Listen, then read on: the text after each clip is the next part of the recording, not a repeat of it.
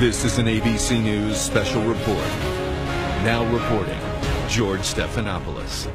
And we are coming on the air right now because the House of Representatives voting on repeal of Obamacare. There's the vote count right now. It takes 216 votes. You see that bottom left-hand corner, 216 yes votes in order to pass this bill. Would be a dramatic change in health care, how Americans get health insurance and health care coverage. 7 years in the making for Republicans. They need 216 votes in order to pass this bill. Remember, 6 weeks ago, they did not have the votes. They had to pull the bill from the floor. Right now, they are one vote short. There it is, the 216 votes they need to pass this bill. And it appears, with the clock running out there, that the Republican Party in the House of Representatives has passed the repeal of Obamacare. Let's tell you what this can mean. It would be an historic and dramatic transformation in health insurance coverage, health care for most Americans. It would end the individual and employer mandates passed by President Obama back in 2010, and the subsidies as well, replace them with fewer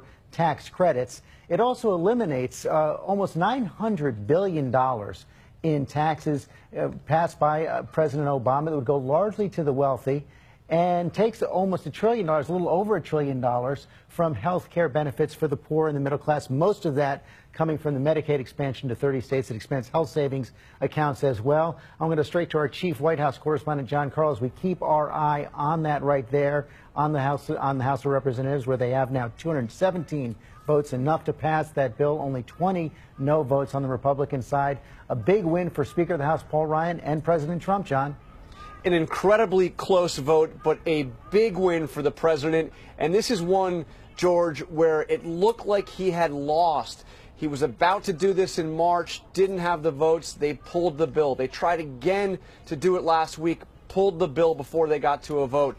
This was the president bringing back a bill that many, including many in his own party, Republican leadership on Capitol Hill, had essentially thought was dead and gone. His first major legislative victory. But, George, this is also something that he will have to defend in the years to come. Very interesting speech on the floor right before the vote came from Nancy Pelosi, who said Republicans will have the provisions of this bill tattooed to their forehead. There we have it. They will have to defend that. There we have it right there. The gavel comes down. The bill has passed. 217 yes votes. Right there for the repeal of Obamacare. I want to go to Mary Bruce, who's right off that floor of the House right there. We heard the cheers go up there, Mary. We were just talking about President Trump, this victory for President Trump, a big victory as well for the Speaker of the House, Paul Ryan, and they really rallied their troops together in these final hours and days. Absolutely, George. This is a day 7 years in the making for House Republicans, a huge day for Speaker Ryan. We heard him on the floor just moments ago giving an impassioned speech, trying to rally all of his troops, saying that this is a day where they can deliver on their central promise to the American people. In fact, noting that many of them, many Republicans, were sent here to Washington to fulfill this pledge. I have to tell you, you have been able to feel the electricity here all morning long. The Republican meeting this morning felt a bit like a pep rally. They were trying to pump themselves up, playing the theme song from Rocky. Now, this has been incredibly close, though. It came down to the wire, and we should note this is really just the first big step here. This now will go on to the Senate, where it faces a huge uphill battle. And George. That was the point the Democratic leader Nancy Pelosi was making, Mary Bruce, that this is going to get changed a lot in the Senate. And the vote was taken. I want to stay with Mary for just a second. The vote was taken despite the fact that most of the members had not read what was in the bill, and it had not been scored by the Congressional Budget Office. We know before the changes were made from that bill 6 weeks ago that the Congressional Budget Office said that this bill would cost 24 million Americans health insurance over the next 10 years. Yeah, in many ways, a lot of members here flying blind today, voting on a bill that hasn't yet been fully scored. That means that we don't know yet the full impact on Americans, how many could stand to lose coverage, or how much this will cost. Now, many Republicans that I've spoken with today say, well, they have that original score, even though some of those numbers were pretty shocking. 24 million more uninsured over the next decade, 337 billion saved from the deficit. But they say that they have made just a few amendments, a couple changes challenges since then, they feel that because they have that original score, this bill at least will be in the same ballpark, George. And we now know buses are lining up in the Capitol. House Republicans should be heading on to the White House for what President Trump is calling a press conference in the Rose Garden. I'm here with our senior White House correspondent, Cecilia Vega. The president also coming to New York later today, which is why you're here right now. A big personal effort by the president this week as well. Exactly. We are told by the White House that he made between 15 and 20 calls to House members himself, some of them telling us that he was personally responsible for flipping these no votes into the yes camp. This is right now redemption for President Trump. He was on the line going into this. He wanted this passed before his first 100 days. They were pushing, despite what they said behind the scenes, they were pushing privately to get this vote on that floor sooner than it actually came up. And we know that now he's got this delayed trip to New York because he's back at the White House hoping to celebrate with some of these members. But look, you know, you heard Mary talk about what's to come next. Lindsey Graham today tweeting that this should be viewed with caution. This is not a done deal. The White House may be celebrating today, but they've got a long road ahead, George. And Jonathan Carr, our chief White House correspondent as well, one of the big questions here is what kind of involvement the White House and the president are going to have as this goes to the Senate. In these final days, the president was calling people in, also causing some confusion with his public statements. And one of the questions all the senators are going to face, and eventually the House members again as well, is whether the bill they are passing can meet the rhetoric they are issuing as they talk about it. And the big piece of the big promise the president made over and over again, not to touch the provision that guarantees coverage for those with pre-existing conditions.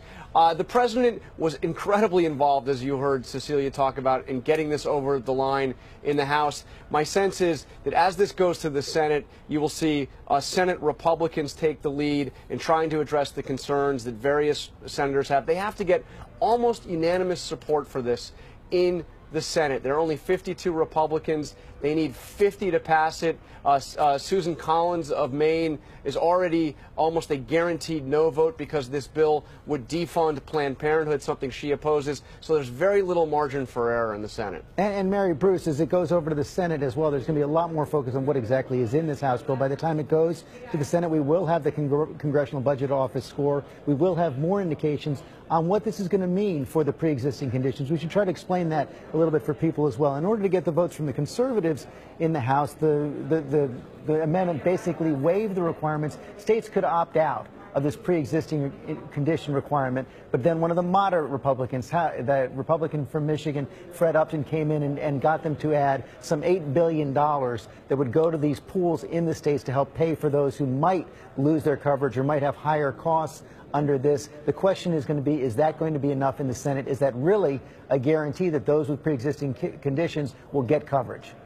Absolutely. And so many medical experts say that that additional $8 billion over 5 years to help cover Americans with pre-existing conditions simply isn't enough. So many groups coming out against that amendment, saying that it's just a drop in the bucket. Now, of course, as you mentioned, we don't really know the full impact of that change just yet, but we will know it by the time senators get a look at this, and they are likely to pick that apart to see what real impact it will have. There are also a lot of concerns about whether prices will skyrocket for people with pre-existing conditions. And so the real impact of this remains unknown. Of course, senators also likely to scrutinize every aspect of this bill, everything from Medicaid to how Americans will pay for this coverage. This is really going to be ripped apart and looked at quite closely, George. Big questions also, Cecilia Vega, about the political impact here coming into this, and you heard the Democratic leader Nancy Pelosi almost taunting the Republicans there.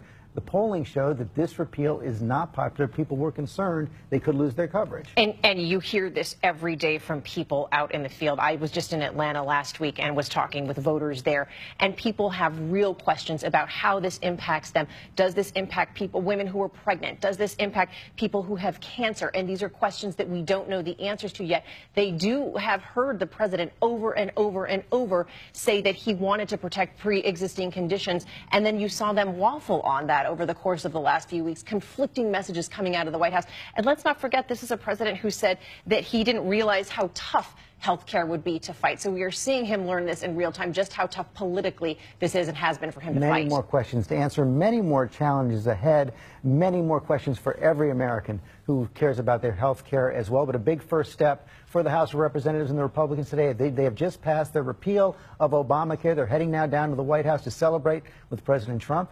We'll be back. Have a good day. This has been a special report from ABC News.